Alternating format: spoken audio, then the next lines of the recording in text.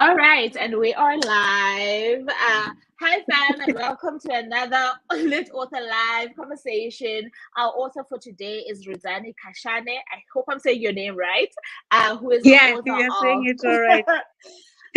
who is the author of Thicker Than Water, her debut novel, which is launching tomorrow. So I'm just going to give her a chance to say hi. And while you're greeting us, Rudzani, just tell us a little bit more about yourself.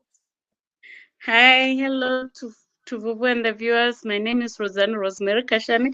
Just a simple girl from a little village, township village just outside Tendo in Shanima, Limpopo. Born and raised there. Yeah, so I'm a rural girl. Simple Oh, love rural it. girl.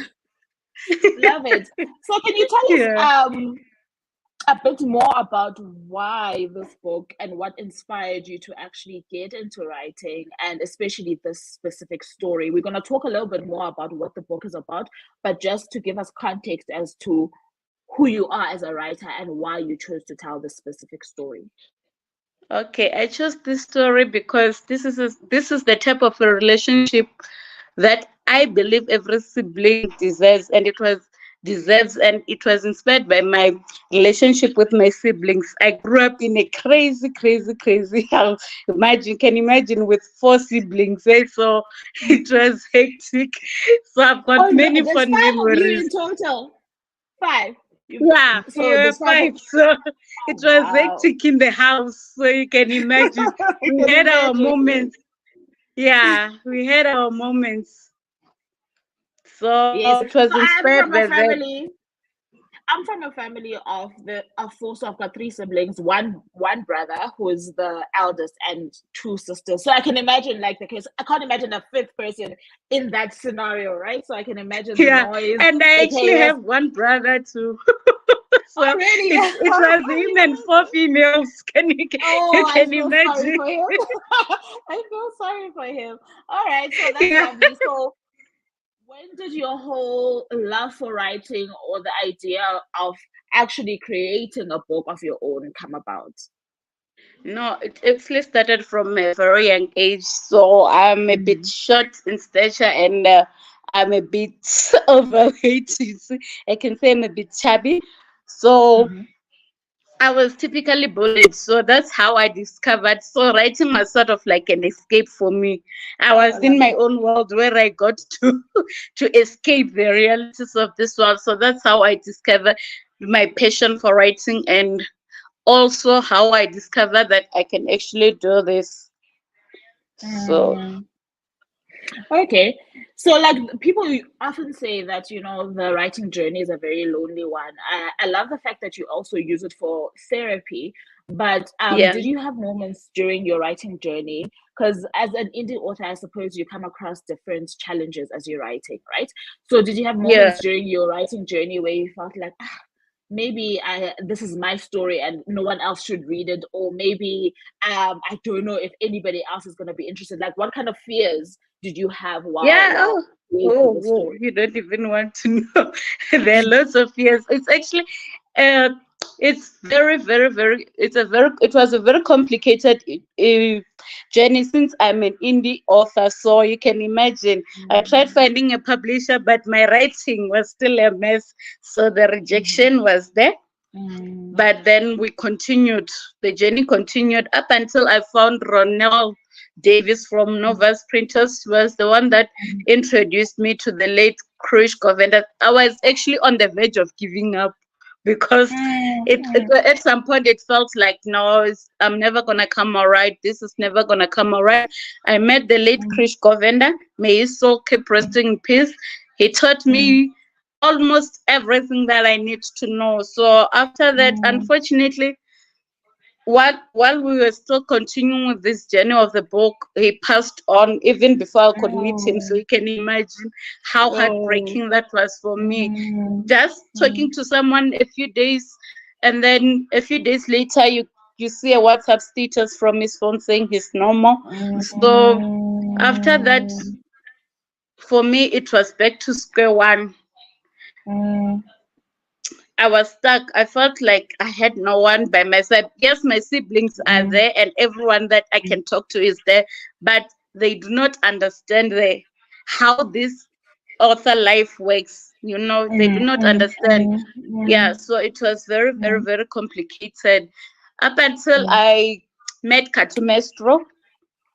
I searched for his phone number. So I was a bit scared because I tried finding other authors. It was a bit difficult for them to open up, because you can imagine someone you don't know just walks up to you and say, "Hey, I'm looking for your help." It's not that easy. So I approached Katu Maestro because we are from the same hometown. Shandima actually is my homeboy. So he was very helpful. He introduced me to Mamelo Matake, who is my editor, a very sweet soul. Yeah. So we walked the journey up until then. The complications they it was a very long, complicated journey, because I had actually printed out the first book. It was called this book actually was called, I'm rebranding. It was actually called the Mkize Sisters. So you can imagine the rejection. While you think, no, I'm done, this is it, I'm going to sell my books now, and I told, no, go back to the drawing board. So it was a difficult journey, but perseverance in the end does pay off. That is true. That is true. And I suppose that the nature of being a writer is that whole understanding of you might have your baby initially, but you have to rewrite and rewrite and rewrite until it is something that is suitable to share, right?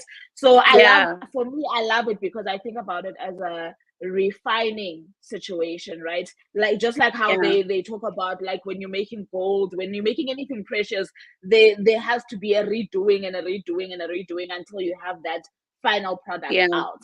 So until you get it glad, right. Yes, and I'm sure it's stressful during the process, but I'm very glad that you can imagine the tears, man. Sometimes you have to be strong in front of your siblings, and you have to be strong, but at the end of the day, it's stressful, because let's say I went through, before Krish cast on, I went through a phase where it was just literally me and my bed. My father will come and say, no, you should go outside, see the sun and stuff. So it was a very hectic time last year while I was working on the book, up until I decided to know it's okay, I can do this, I'm strong enough. So we go through a lot of trials and emotions as authors. 1 minute you're okay, you're confident, 1 minute you're nervous, is someone gonna like my book? And you can imagine the pressure that comes with it. They're comparing you to great authors, like you are a new indie authors, and people are already comparing you to great authors like Vuvu Busani, Bonelli, Page Magwaza. So you can feel the pressure. They're there. So you feel the pressure. It's a lot. Yeah, we go through but a lot. I'm glad you braved it, hey? Because I feel like a lot of potential authors are always sitting on something that they could have done, but that's the final step. For me, I feel like the minute you can release it out there, right? When it's out of your hands, then that's how you grow, right? You take the criticism, you take the compliments, you mesh them together. The next thing that you create is going to be better than the last thing you created. So you can't get there without giving it to the public for them to see, scrutinize, and do all that kind of stuff. Yes.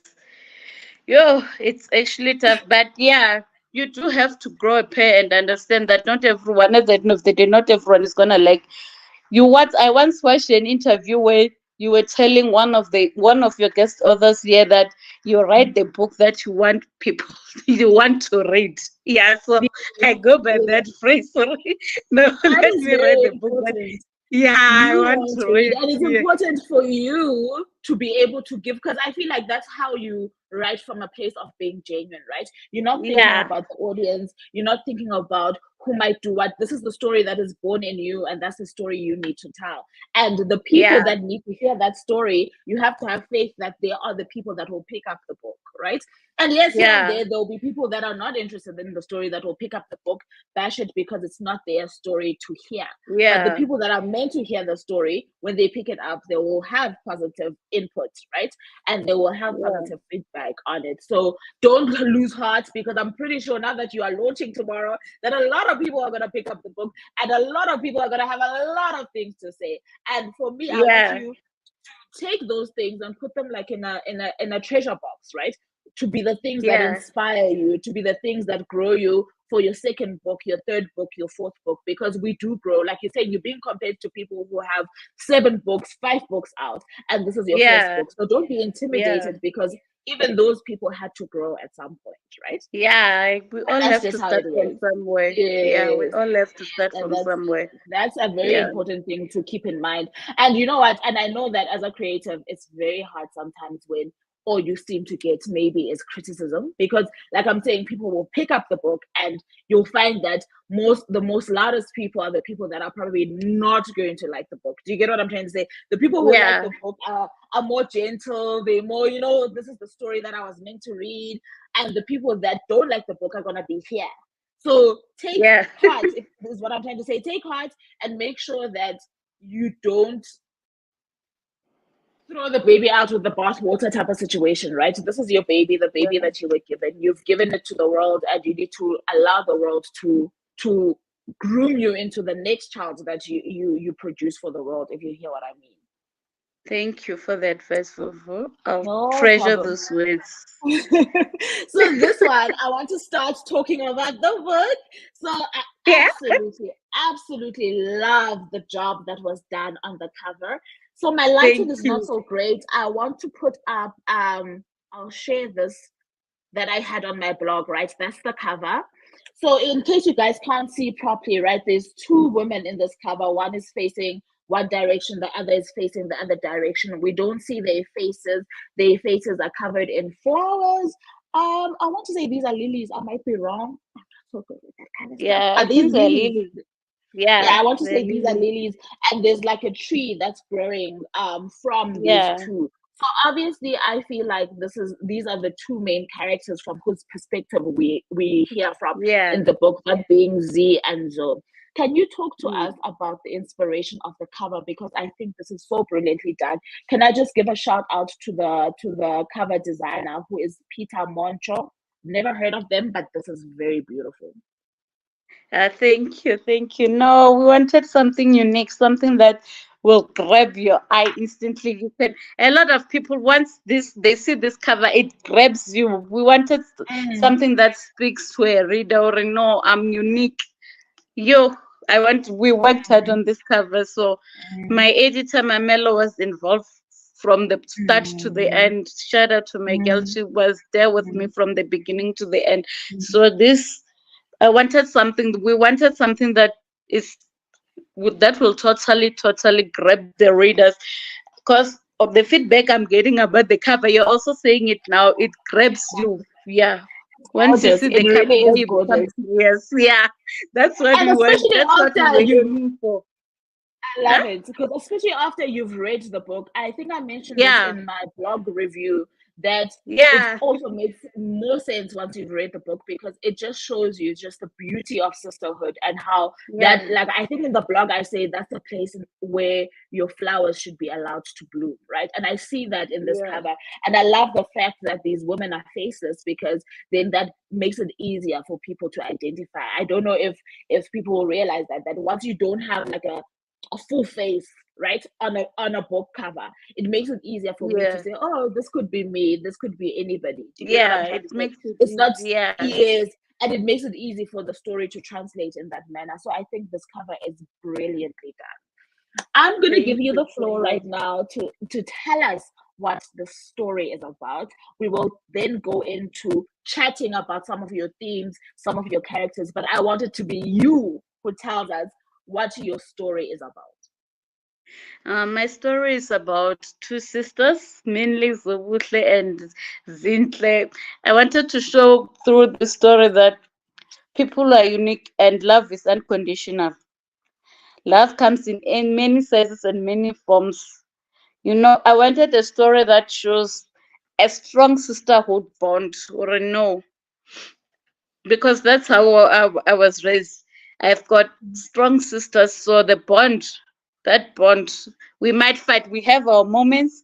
That ends in the book. I also reflected the moments where Z and Zo were fighting.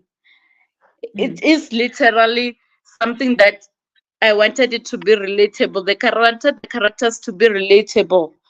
Like Z, I wanted you to feel like this is me and my sister. Yes, I wanted that sisterhood to come through, that sisterhood bond, Mm, more than mm, anything, that mm, sisterhood bond. Because before I wrote this book, I actually have a Facebook page. Before I wrote this book, I mhm, asked some of my readers, ne, how is your relationship with your sisters? You know, some of the things that mm, I got heartbreaking. For some are saying we don't talk to each other. So for me, that broke my heart. For no, man, a sister is someone that's supposed to be there for you no matter what. mm, Things mm, come and mm, go, but yeah, a sister, mm, it's a rich sisters are a rich I can't mm, imagine my life without my sisters. So that is what I wish for every single person, you know. I wish for that, mm, for every single person to have that deep bond. Although I know it is impossible, but it is my wish for sisters to have, for siblings, actually, not just sisters, to have that mm, strong bond. Because at the end mm. of the day, all we have is each other. That's true. That's true. I agree Yeah, with you because I also have a very strong bond with my sisters. I always feel sorry for my yeah, brother, like being the only boy. We have a bond with him, but it's not the same, right? Because sisterhood is yeah, something that transcends so many things, and there's things that are unspoken that we get from each other, right? And I love the fact that yeah, you are saying that this is your desire and this is what you wanted to portray, because it is true that yeah, initially, I think as we grow up, while we are teenagers, we might not be the best of friends with our sisters, but the older you grow, yeah. that is Trust me, your my sister, very my first older friend. sister, and my older sister and I were forever at each other's throat. But at the end of the day, I knew she loves me and she knows I love her. We are like this. And as I grew older, I began to understand, Uri, I don't have to love her because, but I have to love her, although love is unconditional. Yes. So, yeah, Oh, my I love sisters that. and I I do love, have I a love moment. Yeah, that. so, Mm. mm, Yes. So and I think because we are women, right, and especially like millennial women, which is kind of the generation that you are looking into here, millennial, Gen Z, yeah, we are navigating different things. Like we can't go under our mother's wings for guidance in life, right? So we need our older yeah, sisters. We need to yeah, navigate with our peers. So I feel like that relationship does come through quite well here. So yeah, I'm just gonna give a little bit more of a context to the readers without spoiling. So, like she said, we are following these two siblings, Zo, which is Zokuhle, and Z, which is Zinhle. what's her name? Zintle. Yes, it's Zintle. Yeah, These are the Kiza sisters, right? yeah. And when They're we them meet cute. them, they really, yes, when we meet them, they really are opposite ends of each other, right? They couldn't be further apart in terms of character. And it is quite endearing to come across a character like Z. You fall in love with her easily, right? She's young, she's brilliant, she seems ambitious, she's got a good head on her shoulders. And then you meet Zoe, and you're like, Zoe is reckless, she's a free spirit, she's doing what she wants in life, and she's just, you know what, navigating her new adult phase and trying to get the most. Hello, Vuvu. Is that Vuvu?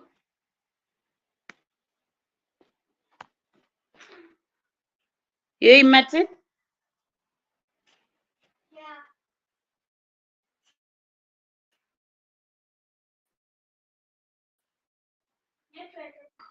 Okay. Are you still there? Can you hear me? Yeah, I can hear you now. Sorry Vuvu. about that. My Yeah, email yeah, is here. yeah. Sorry about the glitch. Yeah. No, it was me. Sorry, it was definitely me. So I'm saying that Okay. at that age, I really do feel like you must do the most with your life, right? That's the age where you self-discover, you witness a lot of things. I'm taking off my earring because I think that's what's causing issues. You discover a lot about yourself independently, right? No longer under the guidance of your parents, no longer under the guidance of your dad, your mom, your older this, whatever. You are really trying to figure out who you are. So I love that part of who Zoe is. And I love the Yeah, fact that at that age, so I feel like they were very appropriate for their specific age, right? yeah, And though it did make me sad to realize that at that point, it didn't seem like they had a friendship of any sort. And I feel like as a teenage child who's at the end of your teenage years, if you have an older sister, that person should be kind of like your compass through life, right? And I Yeah. love that it came through later on in their relationship. So I want to figure out how you decided to make these two people polar opposites of each other, having grown up in the same household. Because we always say, you know what, they're siblings, they grew up in the same household, but they're nothing alike. And for me, that's always a huge fascination. Yeah, no.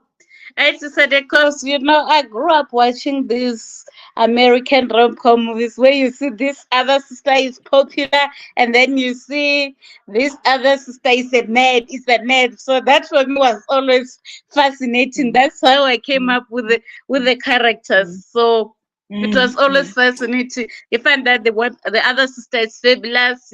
She's got a life mm, together, and the other one she's a nerd, shy, mm, mm, not so social, not so much of a mm, social butterfly. So that's how I mm, came up with the characters. Yeah. I like that. And what I like is that we assume that the sister who is more forward, the social butterfly, is not necessarily as street smart, or won't, rather they are street smart, but we think that they're going to get into more trouble society Yeah. wise, right, socially, Yeah. than the nerd, because we think that the nerd has their brain cap on all the time, they're always wise, they're always looking out. So I love what you did with how their Yeah. two lives ended up turning out in terms of that, being street smart kind of scenario. And I love the addition of the younger brother. I feel like he is Yeah. the Every family best has a land. thing. That guy That is one was always definitely trying to get easy bags, easy money. right, right. And Yeah. he's stressed out where he belongs in the equation. He knows, okay, I'm the younger sibling, but I know where my power is, and I know how I'm going to use it to my benefit. Yeah. Absolutely loved him. Absolutely loved him. In the story, you also have two very important things that I think that are important in terms of representation, especially to people who are seldom finding themselves on paper, right? And that is Mm. the representation of the thick girl who is Z, as well as her gay best friend. Tell me why you felt like you needed to make her physique the way that you made it, as well as why you felt like you should add some queer representation in the story. Because if you look back, thick girls have Mm, always been discriminated up on.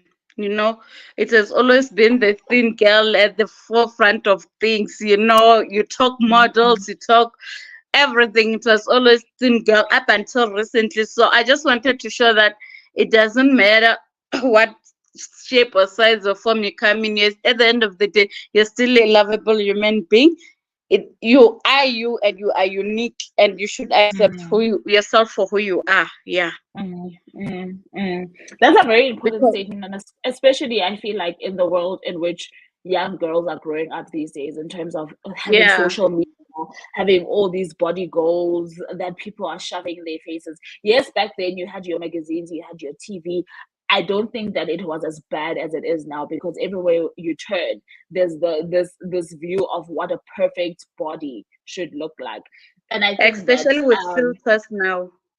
Especially with right, filters. Because right, young men right. don't understand that you see your Beyonce, but there is a lot of work that goes to those pictures. They edit them. So they don't There's understand. They want actually that a Beyonce perfect professional, body. yes. There's a Yeah, they want that professional Beyonce behind that perfect photo. body. They don't understand that even Beyonce at the end of the day, she's not that perfect, but Mm, she embraces herself for who and what she is. At the end of the day, mm, it's about embracing yourself and the changes oh, in your body. So that is what I was trying to navigate while I'm writing this, because I had to do that a lot myself. I mm, had to do, mm, believe me, yeah, I mm, had to do a lot of that. mm, I had to learn to embrace who I am because of the bullying, as I said earlier, that I faced. So it took a mm. lot of work. So yeah. And I think it's going to be a very important part in this the journey of most readers, right? The fact that Mm, you can see yourself on paper, that thing can never be downplayed. You can never downplay mm, maybe the first time that you see a big black girl on paper and they're actually living their best life, right? Because when mm. you sometimes when people open books that have big black girls on paper, they are the subjects of bullying, they are miserable, not loving their lives. But for me, I feel like Z is very self-aware, and I didn't see her going through struggles of insecurity, even though we are aware Yeah, in the book that this is how she's made up as compared to her sister. And we all know sometimes it's not even about the media, it's also our very own families, right? That yeah, Gogo, when you go back home, will tell you, oh, you've gained so much weight, and you're like, Gogo, really? So what? yeah. So what? Or I've that gained the friend that weight. you Oh bump my into God. in the mall, or the friend that you bump into the mall, say, "You've gained so much weight. What are you eating?" So, yeah. What does that change? At the end of the day, so what? So So I what? think it will help.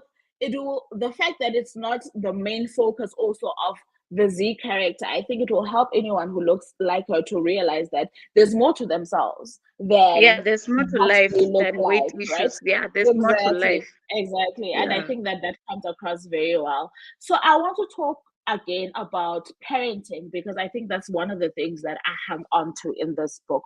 So yeah, because of the turn that Z's life takes in this book, we see how her mom reacts to her story and how the dad reacts to this life change, right? That she experiences because we yeah. don't want to give the whole thing away.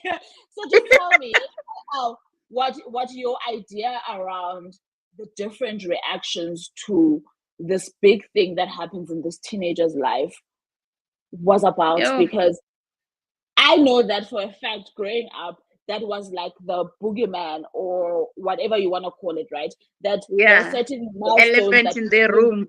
yes. So there's certain milestones you shouldn't reach before a certain age. That was not Yeah, never anything that was minced.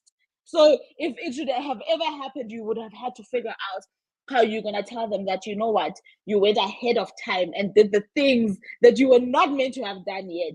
So why these two different reactions from these parents? yeah. I wanted to Sorry, show and that. can I continue. wanted to show that we accept news in a different way. If you check, we expected this mom, the girl's mom, to be more stricter, like because more firm, but she was the one that was more accepting of the situation. The dad, on the other hand, also seems a bit relaxed than the Oh, he mom. You know, struggled. yeah, he Yeah, yeah, struggled. He yeah, struggled. yeah, yeah. And Mm. it talks to this whole thing of having expectations on children. And I don't see, okay, on the surface, I don't think that there's anything wrong, with that. But I think one of the best advices I ever got was during my son's baby shower, and one of my friends said, "Raise the child you've been given."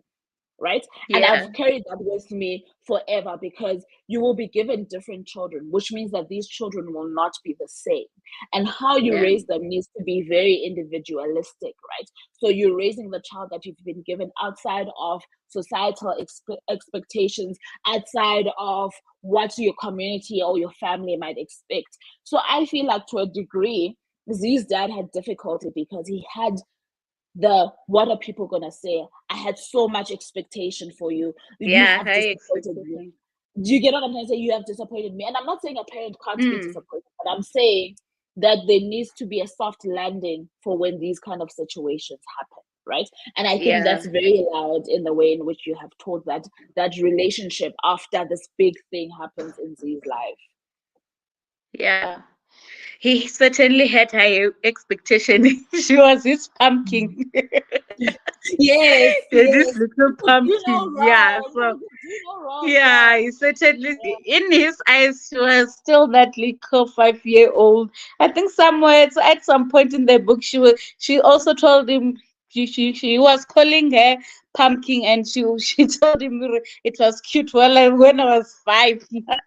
Grown now. Thank you. Yeah, I'm grown.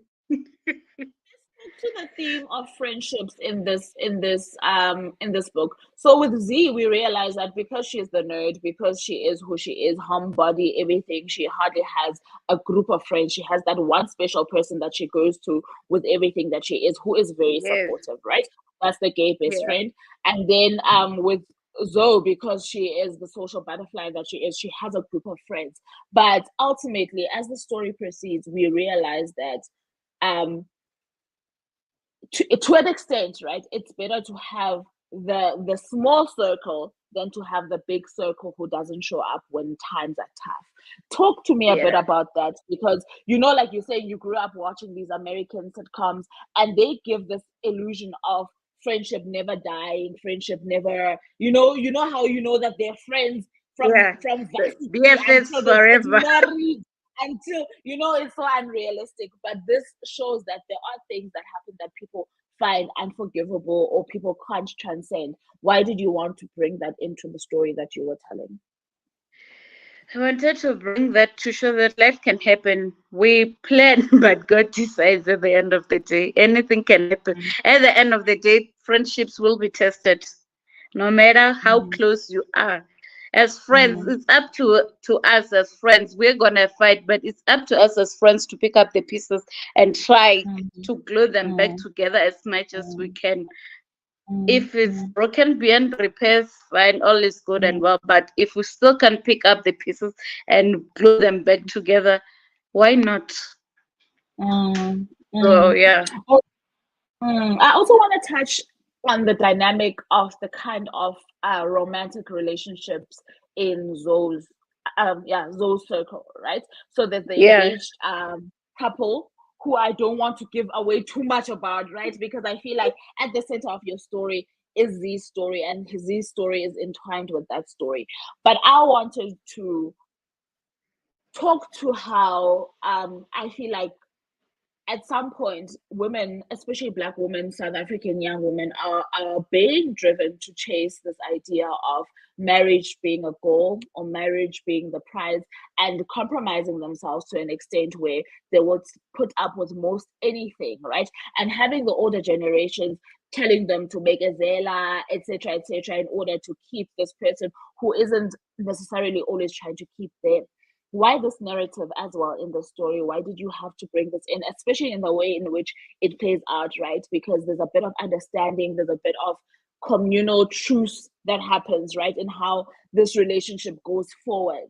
But initially, yeah. the fiance in this situation, for me, I feel like, girl, why are you putting up with this? Like, make it, why is this the thing that you have chosen for yourself? Because I've seen so many women trying to prove a point, when you've been Mm, a single woman, but I've seen many married women trying to prove a point of no, I'm not going to leave my marriage. I'm not going to mm, leave everything I've toiled for just because of a simple fling. Some might say I'll pack my mm, bags and leave, but mostly some say it's not as simple as it seems. So I've seen women try to prove that point, or girl, I'm not going anywhere, I ain't going anywhere. I'm here mm, to stay and here to mm, stay. Yeah, so mm, mm, mm, mm. So the majority of the characters that you have shown us in your book then are somewhat reflections of what we see in our societies, in our yeah, communities. Things that yeah, and their bits and pieces are things that are true to some extent to our yeah, realities. That yeah. then will So make it very easy to relate to the story, because yeah, that's it's what I wanted to say. I wanted the book to mm, be relatable. I wanted you to feel like mm, it's happening mm, around you, not just mm, some mm, fiction novel. Yeah.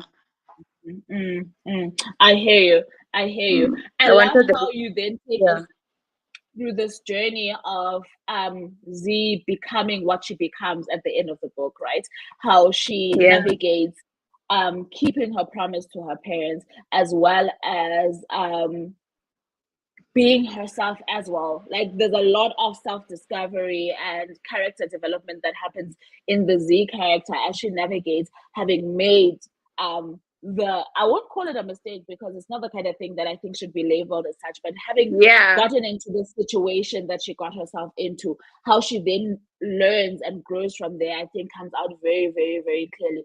And I would dare even say that I don't think that that's the experience of most young people who find themselves in situations of that nature. And I think that that is mainly based on the support, right, that you have during that time. And I love how you gave her Zoe as her anchor. But what happens in situations where, let's say I'm reading this book, I'm in this situation, but I have nobody like Zoe in my life? Yo, that's a tough one because Mhm. what I was trying to show as well in this book is that support is everything. Family Mm, structure is everything because yes, it is possible, but hey, it's quite a mountain hill to climb, to be honest mm, with you. That's what I mm, was trying mm, to show, or family at the end of the day, we mm, all need someone to lean on. mm, That's that says we all need someone to lean on. Yeah, we all. mm, mm, No, mm, no, mm, no man is an island, as they say. mm, So we mm, all need that. We are one or two people mm, that we know we can rely on. I love Mm. that. I love that. Ooh, I hope this thing doesn't fall off again. Can you hear me? Oh my Yeah, goodness. I can hear you. I can hear you Okay. clearly. So the other thing that I wanted to discuss is, that during my lives, I usually ask authors what they are reading, right? And Yeah, I feel like I always say the same thing, that it's so important as authors to show the world that you are also readers, right? You're not selling a product that you don't consume, in a sense, yeah, right? So yeah, I didn't give you a heads up because I feel like sometimes when I do give heads ups, people have come with very prepared, yeah. um, books. So I feel like sometimes it's the kind of thing that has to be impromptu so that it's true. If you get what I'm trying to say, when I say what's your favorite book of all time, and you've got 5 seconds to respond, when you respond, you know that you've sifted through all of these books in your heart, and you're like, this is it. So I'll ask you one question first. What book are you currently reading? No, I'm currently reading Married at 16 by Catherine Perry. Okay, how It's are you quite finding that? interesting because it reminds me of the book that I wrote on on Facebook.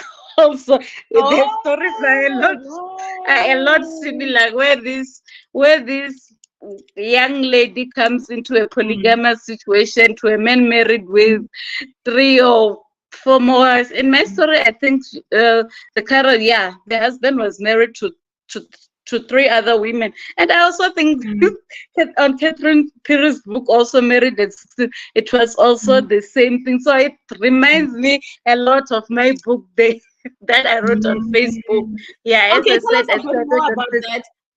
Yes, tell us a bit more about that journey. the Facebook journey. Vuvu, are you talking about my Facebook writing journey? Yes, Yeah, yes.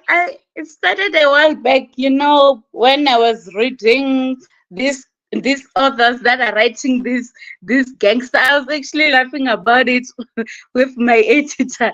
He started, Mm, whoever started with that neat bun stuff.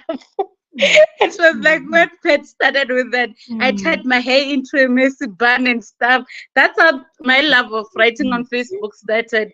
And I started mm, with my Facebook, which was a mess. When I look at it today, also the grammar, I feel I owe it to my readers that have been there with me to read with mm. that book because they Yes, accepted me. And then I as went you. on to have 4 other pages, 4 or more. I think I've been Mm, writing for a while. The recent one that mm, I'm on is Rosemary K. Page, which I'm writing the imperfect Makoti, the Biela stories. Yeah, it's actually okay. Liana the Royal Bride. It's actually an Mhm. interesting read. Yeah, So how it's do people who actually, want to get into those stories, they have to do you have a page on Facebook? yeah, Rosemary K. Page, the imperfect Makoti. Those two are my pages. The other ones Okay. they'll have to figure out in the pages. So there are many. I have so many of them. So I've been writing for Okay. quite a while, which is how I improved as an author. Yeah, Okay. because my I writing was love a that. mess. I love that. Yeah. Okay. Okay. Let's just get into some of these comments quickly. Hi Mamelo. Hi Bukamoso. Tangible Read says this is a good discussion. And I think that what I love most about books that touch on societal issues, especially that are true to the communities in which we live in, is that they kind of provide some kind of campus, right, for the people that are reading them. Because ultimately, you might be stuck in a situation similar to what's happening in this book, and you might not know where to turn. So I like the fact that there's an opportunity through reading for you to navigate your own situations, right? Because they are true to society. Bogamoso Book Club says, this is so true. We really do need community. And with that said, I really do feel like this generation, our generation upwards, that we tend to isolate a lot, right? Especially because if you come to a big city and you're trying to push career, you're trying to push this, you find that you're not too comfortable building those communities because you're hopping around trying to figure yourself out. But at the end of the day, when you do start settling down, having those children, you realize that you actually need people in your life. You cannot do it alone. Yeah, no man is an island. That is true. That is so true. That is so true. She further says, do you think you would do a publishing journey again? Would you actually want to be commercially published, or you're good with being self-published? That is a tough one. But for now, let's just say I'm satisfied with being self-published because, yes, I'm still trying to navigate through it. And since this is my first book, I'm still trying to figure out things that I find it a lot easier for me. On my part, I'm not talking for others. For me, it's much easier because I have help. As I said, I know Maestro is there. Mamelo is there, so it was quite a breeze. I tend to listen to advice that I feel is sensible. Hence, it is easy for me. If I want to do something, and then I first do research, and then I contact someone who did it successfully. Hence, I contacted the late Krish Govender and Katu Maestro. They're very outstanding authors. So, for me, they guided me, which made it easier. But I wouldn't it's not for everyone. Self-publishing, to be honest, it's not for everyone. So if you want to go through commercial publishing, it's easier. But as an being an indie author also has its own pros and cons, as usual, as everything else does. There's pros and cons. You just, at the end of the day, just have to weigh up what works for you. So I think self-publishing for now, I'm content with it. And I'm glad that you're saying that, because like you're saying that every person's journey is different to them, right? And if you found that this is the place where you are comfortable and you can pursue your career via self-publishing, because I think that as readers, especially in the South African space, we empathize a lot with self-published authors because it can't be easy, right? We are not it's not a certain league. So for you to believe so much in your story, to push it to the point where you're like, okay, I'm gonna carry it alone until somebody else sees it, and by somebody else I mean like a reader sees it, is something that's very courageous. And you don't have like the backing of big companies, big marketing departments, etc. For you to do it on your own, I really think that you have to truly believe in what it is that you're doing, right? It's a conviction on its own. So we really are proud of you guys, and we really hope that it gets to a point where we start seeing beautiful covers, we start seeing well-published pieces, we start seeing well-formulated things, because usually what we have come to see is that because of that, there's a lot of grace that we give to independently published people, because we realize that the resources are not the same as commercially published authors, right? But I always say this, and I stick to that for me, as long as your story is strong, as long as you have something to tell, then that is always going to be the thing that will pull any reader in. People can forgive the grammar, people can forgive the structure, so long as you have something strong to tell. And like you said, your first book is never going to be the same as your second book.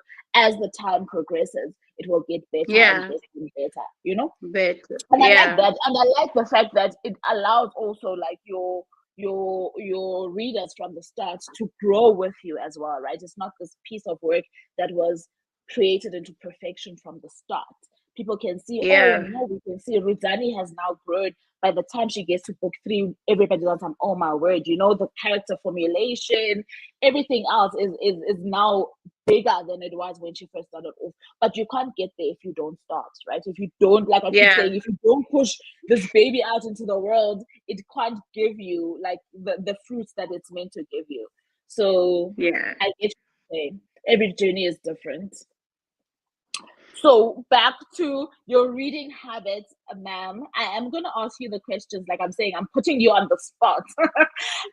What is the first book that you remember that transformed your life in any way, whether it was through ideology or that it fed your passion to write or that it made you feel known and seen? So the one It book was. that you remember. Mm-hmm. I can't remember. I started reading from an early age, so I'm that one girl that used to, that while I was in grade 12, I'll just go to town, buy myself a packet of snacks, and then sit at this bench outside Spy. Spy's got that outside. Buy I think Move magazine was £3 at the time, so I would buy it and read it. So a lot of books. Even at school, I still remember some of the books some of the stories that were quite interesting that I read, like stories around the world, which had the magistrate daughter. I read a lot of even vendor books. Some of them. So That's very yeah, I interesting. started reading at an early age. Yes. So lots of books. So Okay. I can't pinpoint one exactly, but let's Mm. just say Move magazine played a huge role. Move magazine, Okay. yeah. Okay. So it was through those articles that you would read in that magazine because Yeah, Move I used to, was my meant brother would also come buy newspapers, those time where they were still they were still printing. Like we have a local newspaper, which is Mira. He'll come back with Daily Sun. So now, well, as soon as he places them down, I will pick up those news pieces and then read them. to. And if you check on the book, I also mentioned that she's more like aligned more with my character. She loves reading, and then she loves watching too much TV. Also, television played a huge Yes, role. So yes, yeah, so yes. that's so I People can't hardly pinpoint talk, one. and you know what? Authors hardly talk about that influence because I feel like for you to be able to visualize a character that you can put on paper, you have to have seen it somewhere somehow, right? Even if you Yeah, haven't seen it in its entirety, you would have seen something for you to be able to say, okay, this is how this kind of character interacts with the world or with people. And I think television has a big role to play in that. And I love the fact that you can credit it for your desire to yeah. tell a story and put it And on I'm not. paper. I don't want to lie. I grew up watching too much TV. I don't want to lie. So Yeah, it yeah. played a huge influence. Yeah, Mm, it played a mm, huge mm, influence. mm. Yes. So I see Pat is here. Hey, Pat. Pat is dropping by to say hi and just supporting. So some of the people on here, Tangible Reads and Pat, are not from South Africa. So I see you were mentioning Move Magazine, and I just wanted Yeah. us to just talk a little bit about those kind of influences. I think about like your drum magazines, etc. So these were magazines that were targeted mainly at Black people, right? And they were Yeah. telling our stories. They were writing things that we didn't find like in mainstream magazines back when these magazines were popular. So that kind of influence, I think that is a very deep rooted influence in an appreciation also for your country and for your people. So you are able then to write for your country and for your people, if you hear what I'm trying to say, that it does come out that you groomed yourself on something that appreciates who you are, if you hear what I'm Yes. saying. Hmm. Um, I understand oh, you. Bugamasa says, I used to love Move magazine. Oh, wow, what a throwback. Yeah. No, it was 200 at that time. I still remember. So yeah, I grew with Move I don't think, are they still publishing it? I don't know. Yeah, well, I don't buy magazines anymore, but you know what? I feel like the magazine, especially industry in South Africa, has really taken a bit of a plummet. And I Yeah. wouldn't be shocked that they are available online, but maybe not so much on like your magazine Yeah, stands. sure. Because I tried looking Yeah. for it. Yeah, so Mm. You might find that they are still there online. Fine. Back to mm, your reading. The second, okay, I understand that answer to that question is that the influence came from an amalgamation of different types of your indulgences, right? TV, yeah, books by people of color and even other people, right? That influenced your love for writing and your sparked your need to write as well, right? That's what I gather yeah. from that response. So you can't pin it down to any specific book, but I love that we No, came no. out with a specific magazine, being Move magazine, that had its place in your life as well. So the second one would be then, what is the first noteworthy book you read written by somebody like you or somebody who could have had the same existence as you? You have, it can't even be male. So you've already mentioned some authors that you look up to who come from your area, etc., etc. What are Yeah. some of the books by them that you would like us to like look out for, that you feel like could even help us understand you more and understand your surroundings better? Yeah, the book that I actually feel like it's one of my favorites. Ne? I don't know if it's available in store.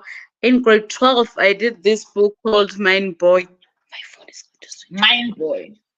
Yeah, Mind boy. Okay. it was Truma's story. Well, he was finding his way from the from the village life into the city. So it is quite an interesting read. I still have it. Mm. Mm. Yeah. And the author, Mm. is the author a black male or a black female South I African? think the author is male. It's sort of like an old background story, like mine story. Okay, okay. I haven't actually read anything based in the mines. Funny enough, I don't think by black authors in South Africa. That's very interesting. Okay, I think we have lost Rudzani there for a little bit. Um, so in case you guys are wondering about the book, I have reviewed this book on my TikTok as well as on my blog. My blog is www.vuvuvenareads.com. I think that it was a beautiful, beautiful debut by the author. She is launching this book tomorrow, I think, at Bridge Books. Let me not give the wrong places, but I think it is Bridge Books in Johannesburg.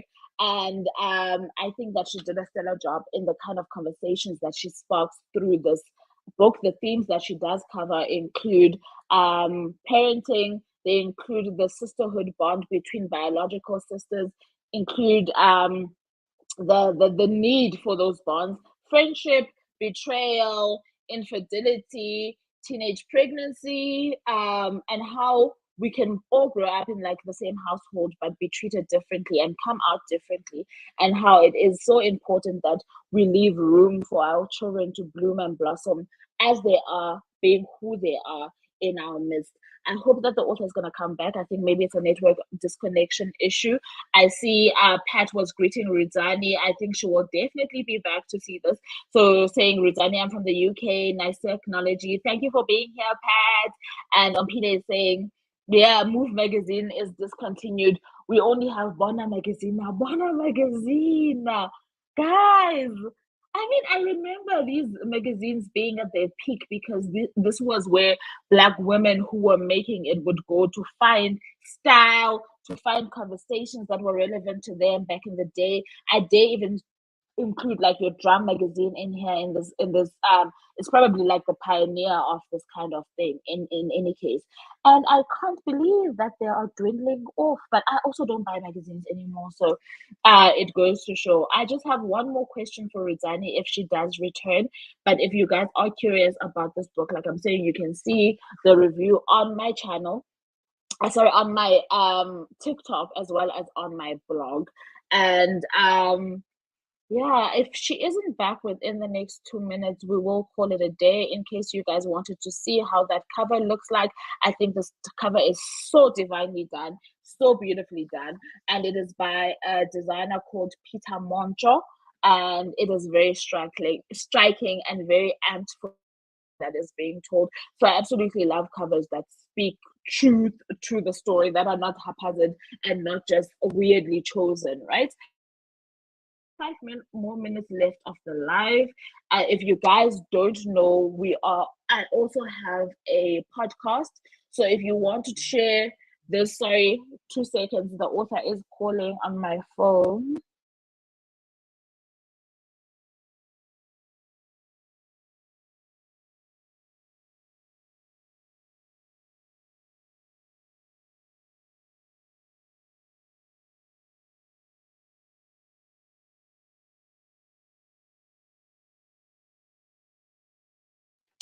Okay, she'll be back just now. Her phone died. So I forgot my train of thought. I don't know what I was saying. I see your question, Pat.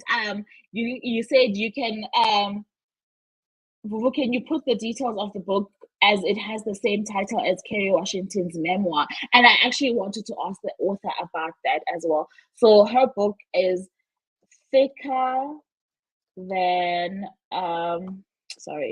Water by Rudzani Khashane. I'm putting it in the comments, that's why I'm speaking like this. Khashane. So the author is gonna come back so that we can close off properly. And I really do appreciate you guys for joining us for this chit chat. I absolutely love this cover on Pile. It is absolutely, absolutely stunning. Like, I don't think that I think that South African designers, in terms of book designers, are actually upping their game when it comes to cover designs, and I don't think that we give them Hello. credit enough. Hi, sorry about that. I see you were saying Yeah, that I'm you got sorry. no problem at all. Hello. So, hi, can you hear me? Yeah, I can hear you now. Okay, so I had just 2 last questions for you. So we were talking just now about Kerry Washington's memoir, which also just recently got published, that has the same title as your book. No, Did I you can't see hear it? you clearly now. I can't hear you clearly. Can you, You're breaking. can you hear me? Yeah, I can hear you now. Okay, I'm saying Kerry Washington's memoir has the same title as your book, and she also just recently launched her memoir. And I find that so very fascinating, because she's all the way in the US, and 2 people decided to have the same title to their books across continents, and I find that very, very intriguing. So, Yeah, Pat, it Pat, was who's in actually the a UK, coincidence. is Pat, who was in the UK, was greeting you and saying she nice to acknowledge you. She's based in the UK, so she wanted clarity on what your book title and author name is, because she didn't want to mix the two apart. I mean, well, mix the two, yeah, together. So I have to go back to listening to Turning Pages. I was telling them about my podcast, where if anybody wants to share this live with anybody else, it will go up on my podcast, Turning Pages. Please do go back to I'm sorry, listening to Vuvu. the I can't hear podcast. you. You're breaking. Vuvu. Really, I think maybe it might be your network. Everything seems fine Yeah. on my end. And now You can hear me now. Yeah, I can I hear can you now. I can hear you. Okay, fine. I have one last question. We only have 3 minutes left of the live in any case, so don't stress. We'll ask the last question and we'll wrap it up. So, the last book recommendation we would ask from you is the one book that you feel like you would recommend until your dying day.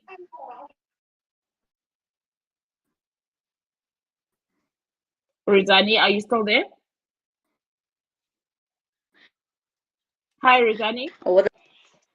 Yeah, I'm still here. I can hear you now. Yeah. Okay. Did you hear You were Did you still hear the saying the question? one book that I can recommend. Until your dying day, the one book that you feel like you would want anybody and everybody to read. Anybody too? Anybody and everybody to read. That one book that you swear by, it's the one book that you would want anybody and everybody to Yeah. read.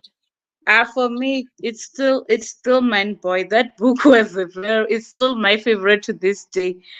Tuma's Okay. story it was a really unique book, very unique. And if you can find it out there, Mind Boy, yeah.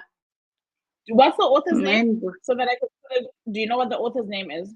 No, but I can send it to you. I'll send you even the cover. It's an old book, but it's Is it very by interesting. It's intriguing. Peter So, Abrahams? sorry? I'm gonna put. Is it by Peter Abrahams? Yeah, I think something like that. I'll send it to you Okay. as soon as I want. it's in my display. I also want the people who are on the live to see the book that you are mentioning. So I'm gonna put a picture of it here, and then you can just let me know if it's the same book. So Okay. it's called Mind Boy, right? And the Mm. cover that I saw is also a very, very old cover. So I think you might be talking about the same book that I just picked up now. Is it this book? Um, yeah, that is the book. Yes. Okay, so it's Mind Boy by Peter Abrahams. Okay. Let me just Yeah. put it in the comments. By Peter Abrahams.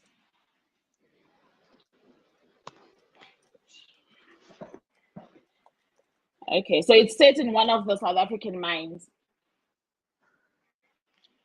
Yeah, it's in the mines. It's a sort of like this guy coming from the villages to come look for work in the mines. So it's quite an Oh, intriguing book. Yeah, he's okay. trying to navigate life. He's used to a different kind of life. So he's trying to navigate life in the city. He's dating life. The finding how life is different from the rural areas, trying to figure out that life in the rural areas is a bit on the slow paces, but in the city It's fast. it's It's very it's fast. fast. Yeah, so he's trying to navigate through that. So I found the book very intriguing. That's very nice. And the That's very nice. characters, I think we had Ma Plank here. She was my favorite. Okay. Okay, we'll definitely look out for that one. Otherwise, thank you so very much for joining us, Rudzani, and we wish you the best of luck for your actual book launch tomorrow. Please, can you share the venue details if anybody on this live might want to pop in there, and as well as the times, etc. The book launch is at Bridge Books in Koshna Street, and then the time is from 1 o'clock to 3 p.m. So you can contact me for more details on 07857977866. As also, if you want to order my book, you can use the very same number 07857977866. As I'm trying to still get the book in stores, but you can order the book from me directly from me on that number 07857977866 for now. Can you say the number again? Because I want to put it in the comments. It's Can I? 078. The number again, 579 078 579 579 78 78 66 66 66 078 078 579 78 78 78 66 66. 66. Yeah, Okay, I have double put it six. in the comments. We wish you the best of luck, Rudzani, and thank you so very much for joining us for this Lit Author Live. And enjoy your day tomorrow. And congratulations on your launch. Thank you so much, and thank you Bye. for having me, for hosting me. Bye. Bye. And viewers, thank you for tuning in. Bye. Bye, Rudzani.